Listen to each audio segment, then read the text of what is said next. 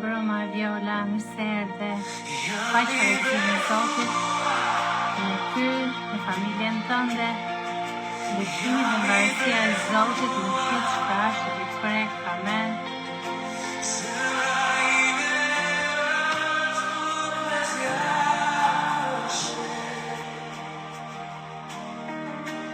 Ju bekoj me këtë këngën e re, krijuar nga Kisha Online, është kaq bekim, thotë që Zoti është me ne dhe Zoti na thotë të mos kemi frikë. Mbrëma Olsa, mirë se erdhe, Zoti të bekoj. Paqja e Zotit në ty, në familjen tënde. Nëse keni ardhur, të lexojmë së bashku nga fjala e Zotit, është kaq bekim dhe privilegj. Kemi së bashku të lexuar nga fjala e Perëndisë.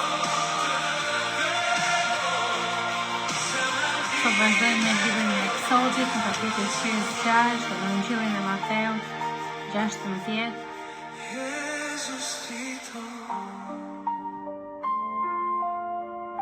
Mbrëma më të mira, mirë se erdhe. Paqja e Zotit me ty, me familjen tënde, me kishën ku ti shërben. Zoti ju bëft të frutshëm dhe ngritet nga lartësia në lartësi për të madhështuar emrin e Tij.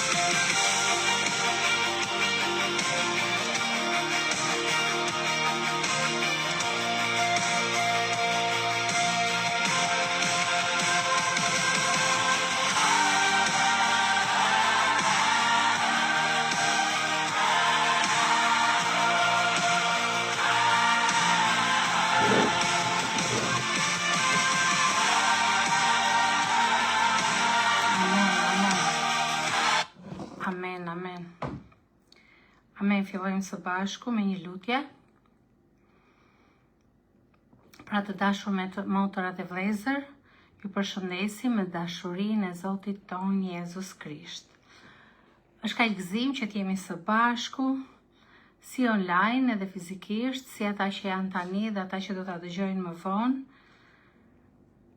Dhe kudo që ndodhemi, ne jemi një në trupin e Krishtit. Jemi të thirrur për të dëgjuar fjalën e Perëndisë dhe që ta lejojmë frymën e shenjtë që të na flasë, të na udhëheqë dhe të na forcojë. Le të hapim zemrën tonë me përulësi, me pritje, sepse Zoti është i pranishëm në mesin e popullit të Tij që jemi ne. Haleluja, Ati i shenjtë dhe i dashur, ne vim përpara Teje me mirënjohje dhe respekt. Faleminderit për këtë kohë që na ke dhënë, për mundësinë që të dëgjojmë fjalën tënde dhe të ushqehemi shpirtërisht prej saj. Të lutemi Zot të hapësh mendjen tonë që të kuptojmë, hape zemrën tonë që të pranojmë dhe hape jetën tonë që të zbatojmë atë që Ti na flet. Largo çdo shpërqendrim, çdo bardhë, çdo lodhje dhe lejo që fryma jote e shenjtë të ndriçojë shkrimet dhe të na udhëheqë në të vërtetën tënde. Në emrin e Jezusit ne lutemi dhe themi Amen. Pra hapim së bashku tek libri Eksodit 5 dhe fillojmë të lexojmë. Pas kësaj, Mojsiu dhe Aroni shkuan tek Faraoni dhe i thanë: Kush thot Zoti, Perëndia e Izrael? Kështu thot Zoti, Perëndia e Izraelit. Lëre popullin tim të shkojë me qëllim që të kremtoj për mua një festë në shkretëtir. Por Faraoni u përgjigj: O Turgenta, Zoti të bekoft, të duam shumë me dashurinë e Krishtit. Lavdi Zotit që ke filluar del edhe na heq atë mallin që na kishte marrë për ty. Bekim e dritë. Por Faraoni u përgjigj: Kush është Zoti që unë duhet t'i bindem zërit të Tij dhe ta lë Izraelin të shkojë? Unë nuk e njoh Zotin dhe nuk kam për ta lënë Izraelin të shkojë. Atëherë ata i thanë: Perëndia i hebrejve na doli përballë, tani na lër të ecim 3 ditë me radhë në shkretëtir që të bëjmë një flijim për Zotin, që është Perëndia ynë, që ai të mos na godasë me murtaj apo me shpatë. Mbreti i Egjiptit u tha atyre: Pse vallë Mojsiu dhe Aroni e largojnë popullin nga puna e tij, kthehuni në mundimet tuaja. Faraoni tha përsëri: Ja, tani populli i vendit është i shumtë dhe ju doni që ai të ndërpres mundimet e tij. Kështu, pa atë ditë, Faraoni urdhëroi shtypësit e popullit dhe krye identitetet e tij duke thënë: mos i jepni më kasht popullit për të bërë tulla si më parë. Le të shkojnë ata vetë ta mbledhin kashtën, por i detyroni të prodhojnë të njëjtën sasi tullash që bënin më parë. Pa asnjë paksim, sepse ata janë përtacë dhe për këtë arsye ata bërtasin, duke thënë të shkojmë të bëjmë fli për Perëndin ton. I mbi ngarkoni me punë të rënda këta njerëz dhe ata do të kryejnë pa u vënë veshin fjalëve mashtruese. Atëherë shtypësit e popullit dhe kryeidentitetet e tij dolën dhe i thanë popullit: "Kështu thot faraoni, unë nuk do t'ju jap më kasht. Shkoni vetë gjeni kashtën ku mund t'jetë, sepse puna juaj nuk do të paksohet as pak." Kështu populli u shpërnda në të gjithë vendin e Egjiptit për të mbledhur kallamiqte në vend të kashtës, dhe kontrollorët i nxisnin duke thënë: "Përfundoni punën tuaj çdo ditë si në kohën kur kishte kasht." Dhe kryepunëtorët e skuadrave të bijve të Izraelit të caktuar mbi to nga kontrollorët e faraonit i rrahën dhe i pyetën: "Pse nuk e keni përfunduar dje sot si më parë sasinë e caktuar të tullave?" Atëherë kryepunëtorët e skuadrave të bijve të Izraelit erdhën për të protestuar te faraoni duke thënë: "Pse sillesh kështu me shërbëtorët e tu? Nuk u jepet më kasht shërbëtorëve të tu dhe na thuhet bëni tulla, dhe ja shërbëtorët e tu i rrahim, por faji është i popullit tënd." Atëherë ai u përgjigj: "Jeni përtac, shumë përtac, për këtë arsye thoni do bëjmë fli për Zotin. Shkoni pra të punoni, nuk do t'u jepet kasht, por do dorëzoni po atë sasi tuash." Kryepunëtorët e skuadrave të bijve të Izraelit u bindën se i gjeti halli, sepse u thuaj: "Mos e paksoni në asnjë mënyrë numrin e caktuar të tullave për çdo ditë." Pastaj si dolën nga faraoni, takuan Mojsiun dhe Aronin që po i prisnin dhe u thanë atyre: "Le t'i hedhë Zoti syt mbi ju dhe le të gjykoj, sepse na keni bërë të urryer në sytë e faraonit dhe në sytë e shërbëtorëve të tij, duke vënë në duart e tyre shpatën për të na vrarë." Atëherë Mojsiu kthye te Zoti dhe i tha: "O Perëndi, pse i fute në halle këtë popull? Pse pra na dërgove? Sepse qysh prej ditës që vajta te faraoni për t'i folur në emrin tënd, ai ka bërë të keqe këtij populli dhe ti nuk e çlirove as pak popullin tënd." Ky ishte kapitulli 5 i Eksodit. Tani të meditojmë së bashku rreth këtij kapitulli, të shohim vargun kyç për mbledhjen, mësimet dhe një lutje të shkurtër duke medituar së bashku. Vargu kyç i Eksodit 5 është vargu 2. Kush është Zoti që unë t'i bindem zërit të tij dhe ta lë Izraelin të shkoj? Unë nuk e njoh Zotin dhe as Izraeli nuk do ta lë të shkoj. Ky varg përmbledh thelbin e kapitullit, përplasjen mes autoritetit të Perëndisë dhe krenarisë së pushtetit njerëzor. Për mbledhjen e Eksodit 5, Mojsiu dhe Aroni paraqiten për herë të parë te faraoni dhe i kërkojnë të lejojë Izraelin të shkojë për të adhuruar Zotin në shkret e tjerë. Faraoni reagon me përpuzje dhe mohim, ai nuk e njeh Zotin e Izraelit dhe refuzon kërkesën. Në vend që të lehtësoj popullin, faraoni i rrit shtypjen, duke urdhëruar që izraelitët të prodhojnë të njëjtën sasi tullash pa u dhënë më kasht. Mbikëqyrësit izraelit ndëshkojnë dhe ankohen faraonit, por pa sukses. Populli kthehet kundër Mojsiut dhe Aronit duke i akuzuar se e përkeqësuan situatën. Mojsiu i drejtohet Zotit me një lutje të sinqertë, plot dhimbje dhe pyetje: pse e ke shtrajtuar këtë popull? Tani shikojmë 4 mësimet që nxjerrim nga kapitulli 5 i Eksodit. Mësimi i parë: bindja ndaj Perëndisë nuk sjell gjithmonë lehtësim të menjëhershëm. Thirrja e Mojsiut ishte nga Perëndia, por hapi i parë solli më shumë vuajtje, jo çlirim të shpejtë. Kjo na mëson se besnikëria nuk matet nga rezultatet e menjëhershme, Perëndia shpesh punon përmes proceseve, jo rrugëve të shkurtra. Mësimi i dytë: bota e mohon autoritetin e Perëndisë. Fjalët e faraonit pasqyrojnë zemrën njerëzore pa Perëndi. Unë nuk e njoh Zotin. Mohimi i Perëndisë çon në shtypje padrejtësi dhe arrogancë. Mësimi numër 3. Presioni mund të na bëjë të dyshojmë në thirrjen tonë. Populli i Izraelit në presion e fajson Mojsiun edhe sot. kur vuajtjet shtohen, ne shpesh dyshojmë që udhëhesit ose do dyshojmë të udhëhesit ose tek vetë Perëndia, por Perëndia nuk e ka humbur kontrollin edhe kur situata duket më e keqe. Mësimi 4, Perëndia nuk friksohet nga lutjet tona të sinqerta. Mojsiu nuk e fshesh gënjimin e tij, ai pyet, ankoj dhe i hap zemrën Zotit. Lutja e vërtet nuk është gjithmonë e qetë, por është gjithmonë e sinqertë.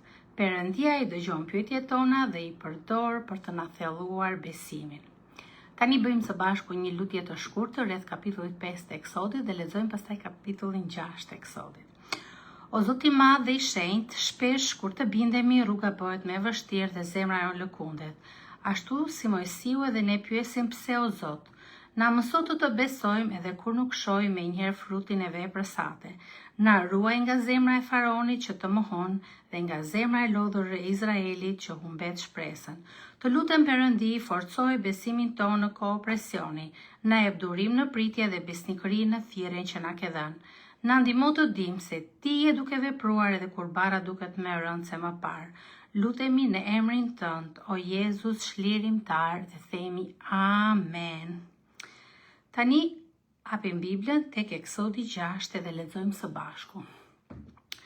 Zoti i tha Mojsiut: Ti ke për të parë çfarë kam për t'i bërë faraonit, sepse i detyruar nga një dorë e fuqishme, ai do t'i lërë të shkojnë, po i detyruar nga një dorë e fuqishme do t'i dëbojë nga vendi i tij.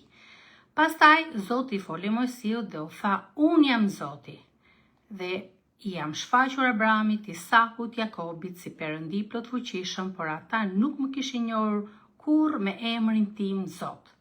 Kam caktuar gjithashtu beslidhjen time me ta, duke u premtuar se do të jap vendin e Kananit, vendin ku qëndruan si të huaj. Dëgjova edhe kujën e bijve të Izraelit që egjiptasit i mbajnë në skllavëri dhe më kujtua beslidhja ime. Prandaj u thuaj bijve të Izraelit: Unë jam Zoti, do t'ju heq nga punët e rënda që ju kanë imponuar egjiptasit, do t'ju çliroj nga skllavërimi i tyre dhe do t'ju çliroj me krah të shtrirë dhe ndëshkime të mëdha. Do t'ju marr si popullin tim dhe do t'jem Perëndia juaj. Dhe ju do të mësoni që unë jam Zoti, Perëndia juaj, që ju heq nga punët e rënda të imponuara nga egjiptasit. Dhe do t'ju bëj të hyni në vendin që u betova t'i jap Abrahamit, Isakut dhe Jakobit, dhe do t'ju jap atë në trashëgimi. Unë jam Zoti. Kështu u foli Mojsiu bijve të Izraelit, por ata nuk ja vun veshin Mojsiut nga shkaku i ankthit dhe i skllavërisë së rëndë. Zoti i foli edhe më Mojsiut duke i thënë: Shko foli faraonit, mbretit e Egjiptit, që të liroj bijtë e Izraelit të dalin nga vendi i tij. Por Mojsiu foli përpara Zotit dhe i tha: Ja, bijtë e Izraelit nuk më dëgjuan. Si mundet faraoni të më dëgjojë mua që jam i parreth prerë në buzë?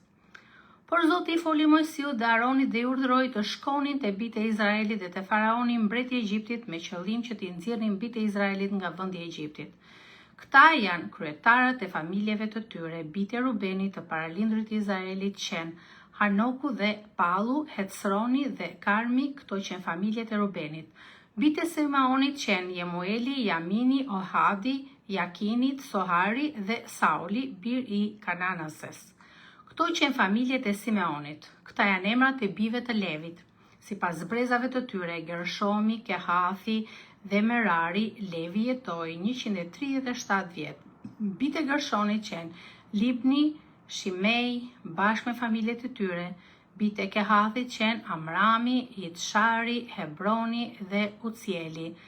Kehathi jetoi 133 vjet. Bijtë e Merarit qenë Mahli dhe Mushi.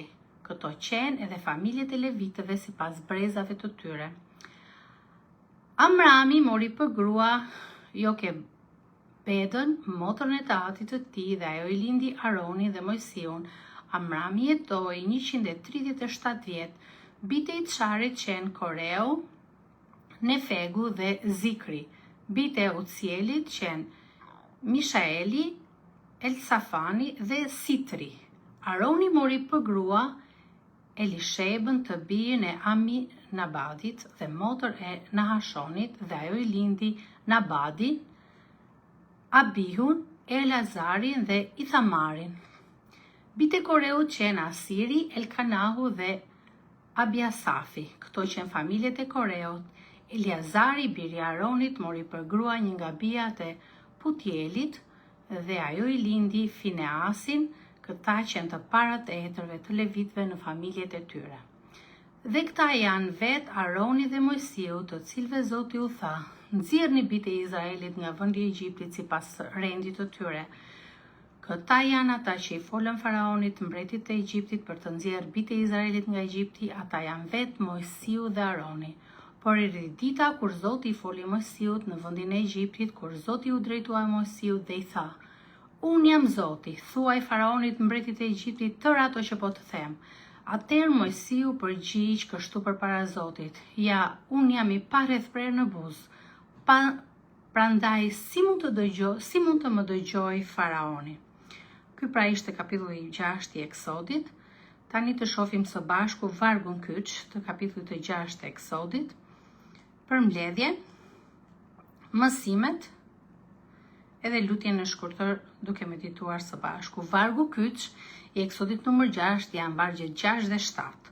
Unë jam Zoti që do t'u nxjerr nga barrët e egjiptasve. Do t'ju çliroj nga skllavëria e tyre, do t'ju shpëtoj me krah të shtrirë dhe me gjykime të mëdha. Do t'ju marr si popullin tim dhe do të jem Perëndia juaj. Pra ky varg shpreh zemrën e beslidhjes së Perëndisë, kush është ai, çfarë do të bëj dhe kush do të jemi ne për të. Haleluja. Përmbledhja e librit të Eksodit 6. Pas ankimit të Mojsiut në kapitullin 5, Perëndia i përgjigjet me siguri, autoritet dhe premtime. Ai shpall qartë emrin e tij: unë jam Zoti Jahve, Perëndia i beslidhjes. Perëndia kujton premtimin për Abrahamit, Isakut, Jakobit për tokën dhe pasardhësit. Ai premton çlirim të plotë, nxjerrje nga shtypja, shpëtim e fuqi, marrëdhënie, beslidhjeje, do të jem Perëndia juaj. Izraelitët nuk e dëgjojnë Mojsiun për shkak të shkurajimit dhe vuajtjes së thellë. Mojsiu ndihet i paaft dhe vën në dyshim veten, por Perëndia konfirmon përsëri thirrjen e tij. Kapitulli përfshin edhe gjenealogjinë, duke treguar se Perëndia vepron përmes historisë reale dhe njerëzve konkret. Mësimet që nxjerrim nga kapitulli 6 i Eksodit. Së pari, Perëndia zbulohet si ai që mban premtimet. Perëndia nuk ndryshon plan edhe kur njerëzit lëkunden. Ai vepron jo mbi emocionet e momentit, por mbi beslidhjen e tij të qëndrueshme. Ajo që Perëndia premton, ai e përmbush edhe kur pritja është e gjatë. Haleluja. Zoti ka kohën e tij. Mësimi numër 2. Identiteti i Perëndis vjen përpara veprës së tij. Para se të veprojë, Perëndia thot: unë jam Zoti. Çlirimi nuk është vetëm akt force, por zbulesë e karakterit të Perëndisë. Besimi ynë forcohet kur njohim kush është Perëndia, jo vetëm çfarë bën ai. Mësimi i tretë, që nxjerrim nga kapitulli numër 6 i Eksodit. Vuajtja mund ta mbyll veshjen e zemrës. Izraelitët nuk e dëgjojnë fjalën e shpresës për shkak të shpirtit të thyer dhe punës së rëndë. Edhe sot, dhimbja e vazhdueshme mund të na bëjë të mos e dëgjojmë zërin e Perëndisë, por heshtja jon nuk e ndal planin e tij. Mësimi numër 4, Perëndia përdor njerëz të papërsosur për vepra të mëdha. Mojsiu ndihet i paaft. Si do të më dëgjoj Faraoni, i thot Mojsiu Perëndisë. Por Perëndia nuk e ndryshon planin, nuk e zvendëson Mojsiun, e forcon dhe e dërgon përsëri. Thirrja nuk bazohet në aftësinë tonë, por në fuqinë e Perëndisë, që fuqizon çdo person që ai ka thirrur, dhe në këtë rast Mojsiun. Haleluja, lavdi Zotit. Tani lutemi mbi kapitullin 6 duke medituar së bashku. O Zoti i beslidhjes, ti e Perëndia që nuk haron premtimet e tij, edhe kur ne jemi të lodhur, të thyer dhe pa zë. Kur zemra jon nuk arrit të dëgjoj shpresën, na rikujto kush je ti. Zoti që të çliron, shpëton dhe na merr si popullin e tij. Na ndihmo të besojmë jo sipas rrethanave, po sipas fjalës sate. Na e forcë kur ndihemi të paaftë dhe durim kur çlirimi duket i vonuar. Na mëso të jetojmë si njerëz të beslidhjes tënde, duke ditur se ti je Perëndia ynë dhe ne jemi populli yt. Lutemi në emrin e shenjtë të Jezus Krishtit dhe themi amen. Amen, haleluja.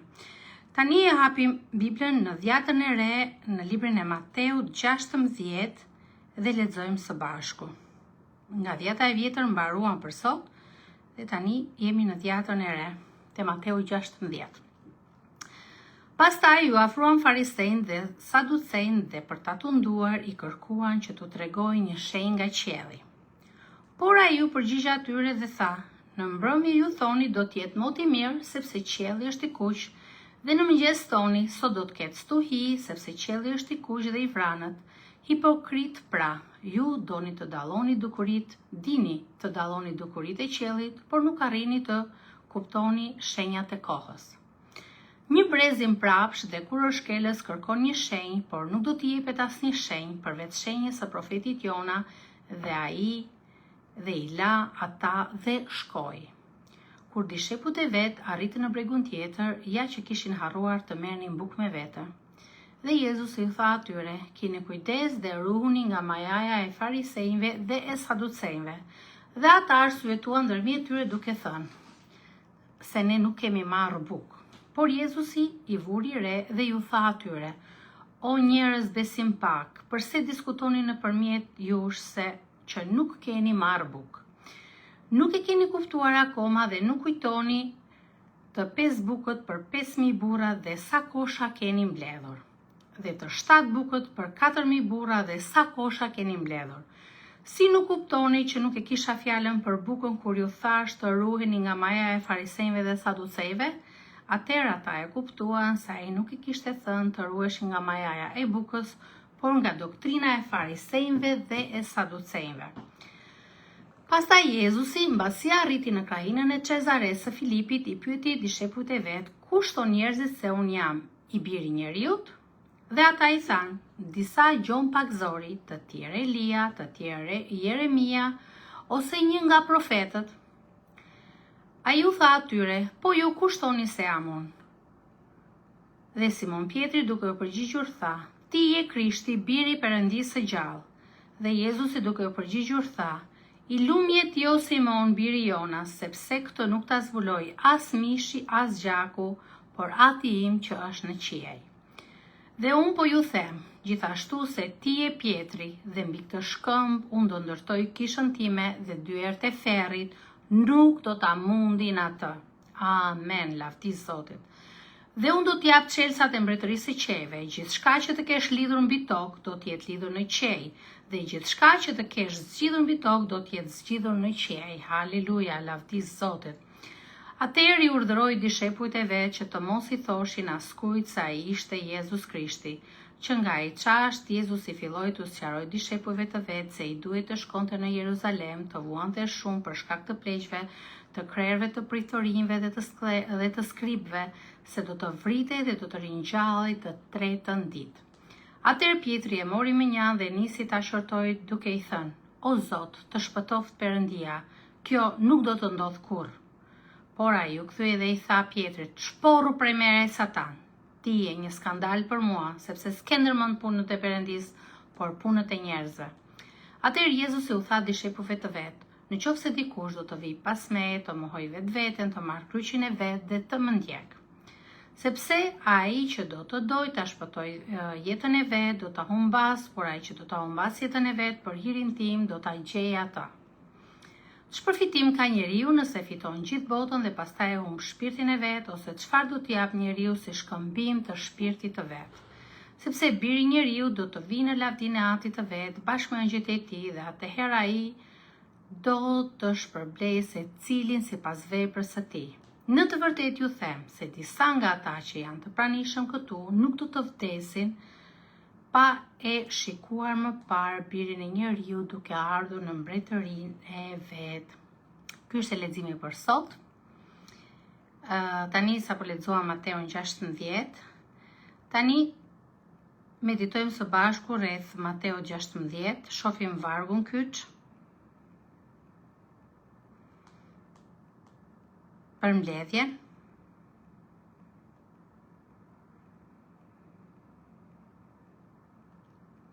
Vargu kyç i Mateo 16 është vargu 16. Ti je Krishti, biri Perëndisë së gjallë. Ky varg është kulmi teologjik i kapitullit. Rrethimi i Pjetrit që zbulon identitetin e vërtetë të Jezusit dhe ndan rrugën e dishepullit të vërtet nga keqkuptimet njerëzore.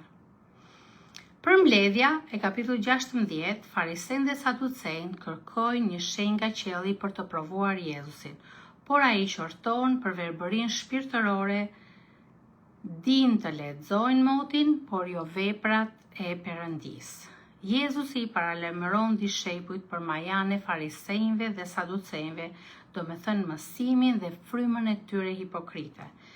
Në Cezare të Filipit, Jezusi u bën dishepujve pyetjen përfundimtare, po ju kushtoni se jam unë.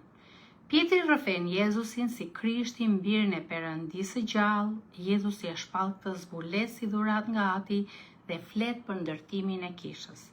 Jezusi shpall për herë të parë hapur vuajtjen, vdekjen dhe ringjalljen e tij. Pjetri kundërshton këtë rrugë, por Jezusi e qorton ashpër dhe thot largohu prej meje Satan. Kapitulli përfundon me thirrjen radikale të Jezusit për mohimin e vetes, marrjen e kryqit dhe ndjekjen e tij. Mësimet kryesore të Ungjillit të Mateut kapitulli 16 janë: i pari, njohja e Jezusit nuk vjen vetëm nga arsyeja, por dhe nga zbulesa. Farisejt kërkonin shenja, por humbnin kuptimin.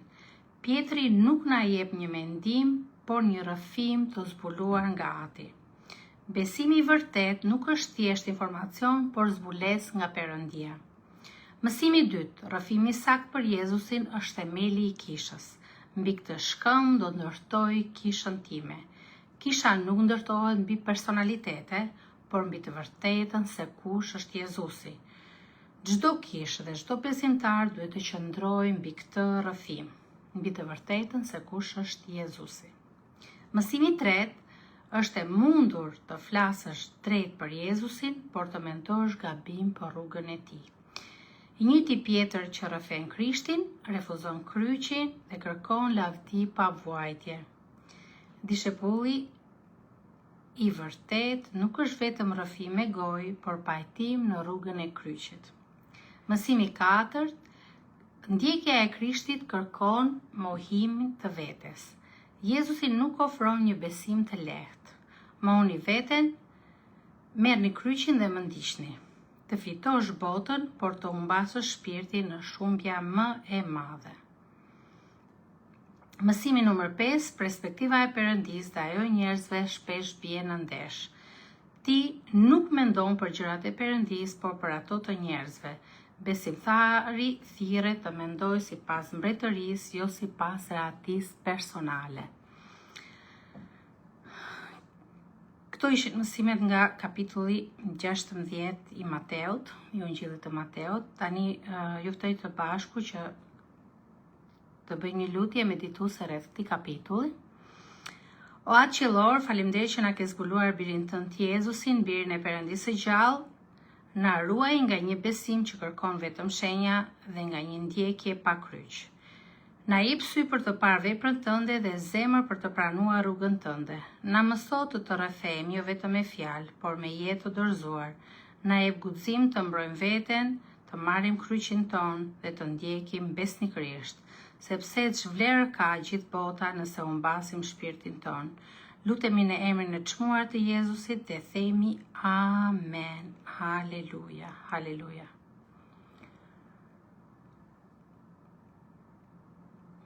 Nuk e di nëse dikush ka nevojë për lutje dhe të lutemi së bashku. Ky ishte leximi që kishim për sot. Nëse nuk ka lutje, do lutemi në tërësi për të gjithë. Dhe e mbyllim leximin për sot, të takohemi sërish bashkë nesër. Nuk ka, bëjmë një lutje të përgjithshme. O Zoti i gjallë dhe i vërtet, faleminderit për fjalën tënde që lexuam sot, Perëndi i dashur, faleminderit sepse fjala jote është e gjallë, e fuqishme dhe vepron në zemrat tona. Faleminderit Perëndi që ti na qorton nëpërmjet fjalës tënde, na udhëzon, na ngushëllon dhe na çon më afër teje. Të lutem mos lejo që kjo fjalë të mbetet vetëm në mendjen tonë, por të zbreshtell në zemrën tonë dhe të jap fryt në jetën tonë të përditshme. Na ndihmo të jemi jo vetëm dëgjues, por edhe zbatues të fjalës tënde. Atë qiellor, unë sjell përpara teje të gjithë motrat dhe vëllezërit që janë këtu tani, ata që po na ndjekin live dhe ata që do të dëgjojnë këtë mesazh më vonë. Zot, të lutem bekoj ata në çdo vend ku janë.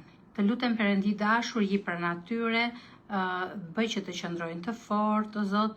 Të lutem Perëndi dashur, ata që janë të lodhur Perëndi, ti shplodhi o Perëndi, dhe atyre që janë në gëzim Perëndi dashur, në faleminderit Perëndi dashur, faleminderit Zot, ti bekon Zot ata që janë në gëzim, ata që janë në sprova, Perëndi dashur, le të punshoj paqja jote o Zot mbi ta dhe shtëpitë e tyre. Haleluja, le të forcohet besimi i tyre, le të përsëritet shpresa e tyre, le të ndizet dashuria e tyre për ty. Të lutem Perëndi, bekoj mendjen dhe zemrën o Zot dhe rrugën e tyre, udhëhiqi me frymën tënde të shenjtë Zot dhe mbaj të qëndrueshëm në Krishtin. Dhe hiri Zotit ton Jezus Krisht, dashuria e Atit dhe bashkësia e frymës së shenjtë qoftë me ne të gjithë sot e përjet në emrin e Jezusit, ne lutemi dhe themi amen. Ju përqafoj me dashurinë e Krishtit dhe dëgjohemi sërish nesër mbasdite për të lexuar programin e Biblës në vazhdim. Sot ju bekoft. Paçi një mbrëmje të bekuar në familjet tuaja dhe gëzimi i Zotit plot e përplot në shtëpitë tuaja.